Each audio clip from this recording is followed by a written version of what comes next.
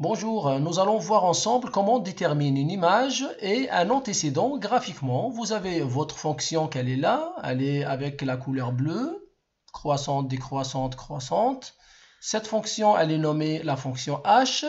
Avec quelques exemples, vous allez bien comprendre comment on détermine l'image et l'antécédent. Alors, mais avant tout ça, il faut bien noter que ça, c'est l'axe des abscisses et ça, c'est l'axe des ordonnées. Mais comment vous allez lire antécédent et image?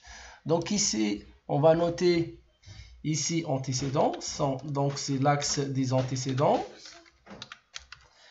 Et ça, c'est l'axe des images. Donc, image. Donc, l'élève doit connaître déjà dès le départ ça. Donc, noter image et noter antécédent. Je vais ici enlever le N, antécédent. Très bien.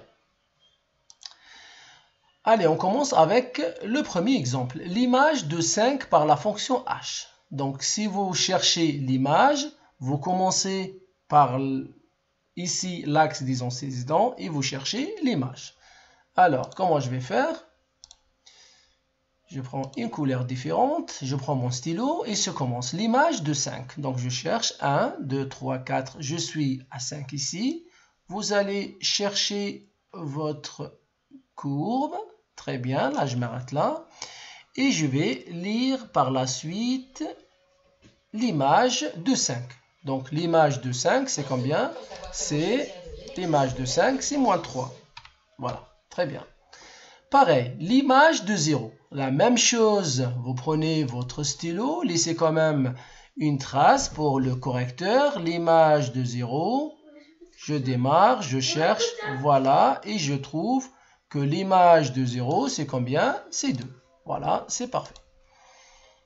Donc normalement, vous avez compris. Pareil, je vais continuer avec le même procédé. L'image de moins 3. Je vais prendre mon stylo. Moins 1, moins 2, moins 3. Je vais chercher ma fonction et je vais lire directement l'image. Donc l'image de moins 3 par ma fonction h est 4. Voilà, j'espère que j'étais bien clair. On va faire cette fois-ci l'antécédent. Donc si vous cherchez un antécédent, vous démarrez par l'axe des images et vous allez lire les antécédents. Prenez votre stylo, l'antécédent de moins 2. Donc, moins 2, je suis là. Je démarre par l'image.